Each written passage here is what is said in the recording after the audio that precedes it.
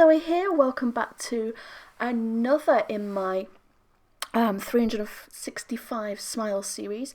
I think this is week 4. Is it? Is it week 5? Oh my gosh, I'm losing track of time. Anywho, I thought I would shake it up a little bit this week. I'm good with pocket pages, but I fancied doing something different, so I thought I would do a 9x12 layout for this one.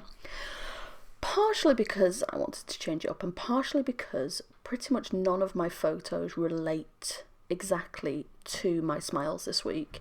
I was pretty lax with taking photos this week because I've been busy and such like, so I thought I'm just going to go for a layout. So as ever, I have printed out, I usually do a screenshot, but I've actually written them down, typed them out and printed them out, the smiles for this week, which is smiles 29 to 35, and I have printed out 6, I think. I think they're around 3 inches by maybe 3.5 inches, the sort of rectangular photos that I've taken this week.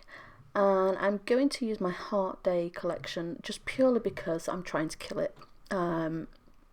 Valentine's Day is almost here and I want to use it up. So just off camera there, I actually cut out these triangular strips and cut them right to the triangles just so that it would be a lovely little chevron pattern, because I like it mostly. I don't do many 9x12 layouts, actually, like scrapbook layouts, so this is a nice challenge for me. Now I know I want to keep it sort of gridish and have my smiles be the main focus, because unlike most scrapbook photos, scrapbook pages, the photos aren't necessarily the main focus of this page. The smiles are, so I'm quite happy with them sort of fading into the background a little bit. If you are new to this, the whole concept is every week before I go to bed, every night before I go to bed, I write down one thing that made me smile that day. Now you can have had the worst day ever, and there will still be something, one little thing that makes you smile that day. So that's what you do, you just write that thing down. And obviously as you look back over the year, you will see all these things that made you smile even in the worst of days. And also the main point is that the last thing you think about at night then is something that made you smile rather than why your day was so crappy. So it's a nice concept, I think. And anyway, most of my smiles this week are honestly, they're kind of a bit narcissistic because they're all sort of relating to the live stream I did on Friday, the Friday just gone. It's things like, learning the technology I needed to learn how to use, and essentially teaching myself a load of stuff that I didn't think I could learn, which made me smile. And the live stream itself made me smile. Yeah, it's mostly things like that, and really, really simple things this week. Nothing overly extravagant, nothing really big, I guess is the word I'm looking for. It's just everyday things. Not that I do a live stream every week, but like one of the smiles is that we had a pizza night because my daughter's gymnastics class overran, and the children love pizza. I cannot stand pizza, but it makes them happy, and their happiness made me smile. So, it's a really simple thing, as it was. The gym class overrunning stressed me out, and we got caught behind a car accident. It was a pretty stressful evening. So ending it with that was, it made me think less about how stressed I was that day and think more about how happy my children were. So what I'm doing is I'm actually only photo layering just 3 of the photos, I think. 4, I'm telling lies. I'm keeping it pretty uneven, for no other reason than just because I wanted to. I thought it looked fun that way. There's no real design reasoning behind that. I'm going to back my smiles this week onto vellum so that they have a bit of a matte, but nothing that would actually take away, because I feel like adding another layer behind the smiles would be too much, because it's such a small area to work with and the photos take up such a lot of the space.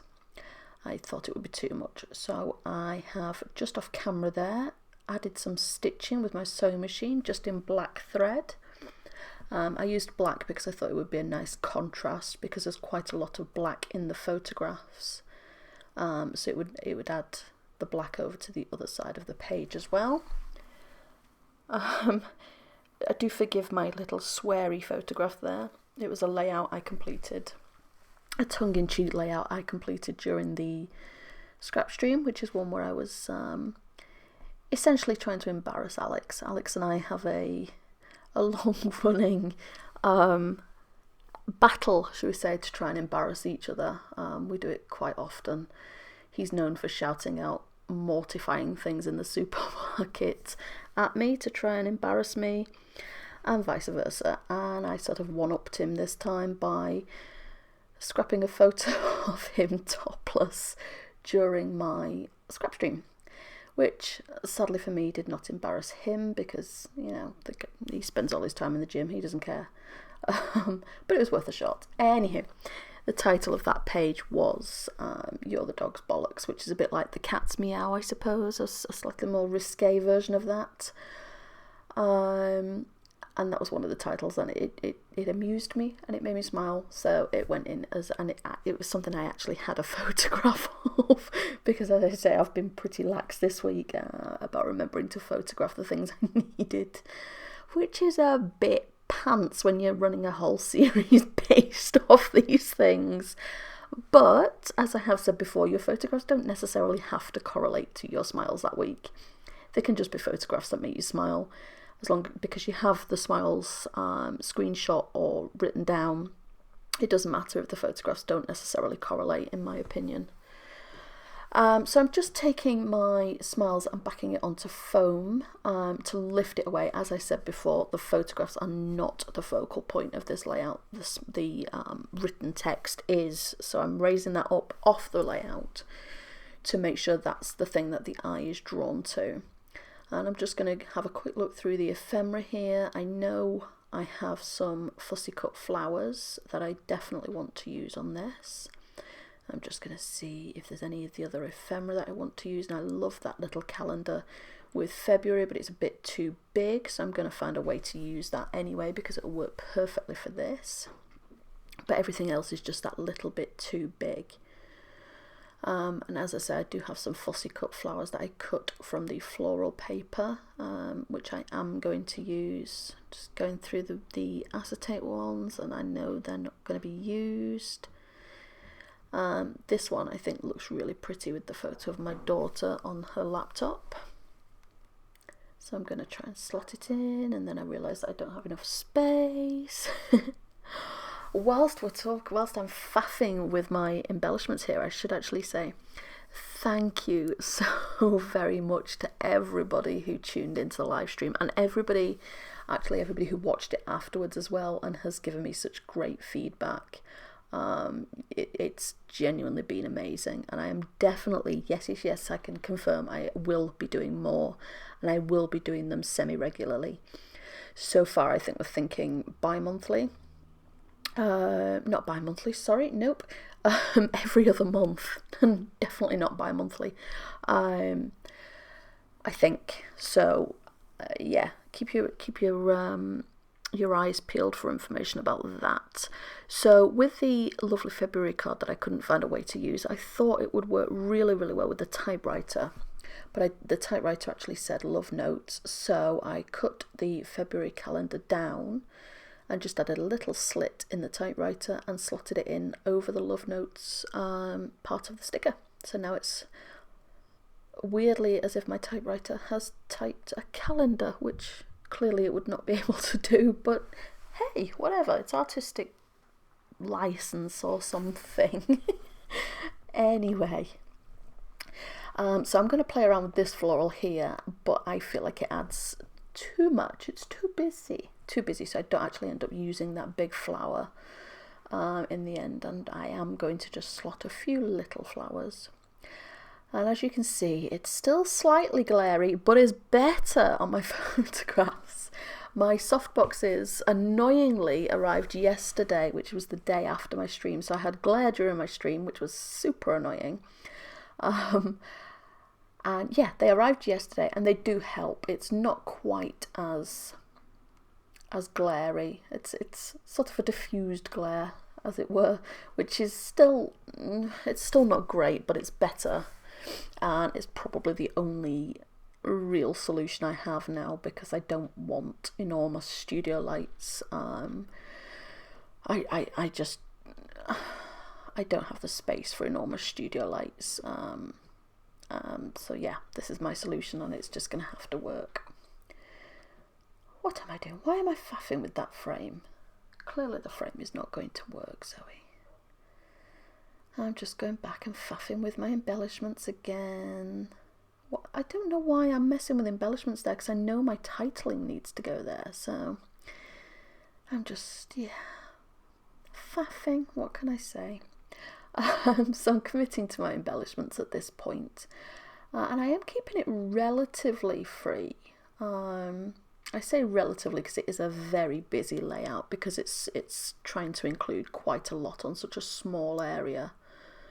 But for me, it's quite clear, which probably doesn't say much, I admit, but hey, I'm trying.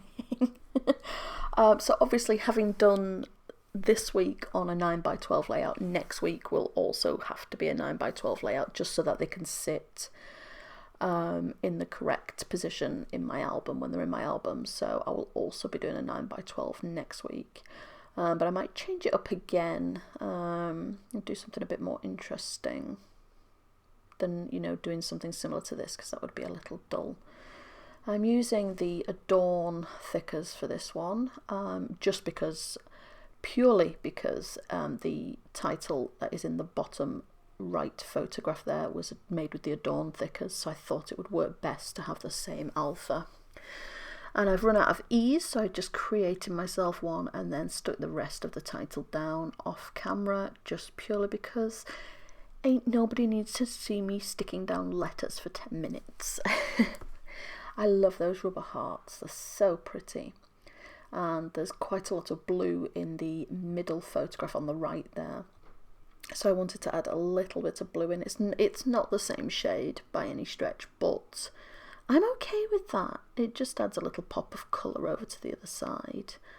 And yeah, that kind of works for me. I'm just adding a few of these banner flag stickers. I don't think I had too much more, actually, from the sticker sheet.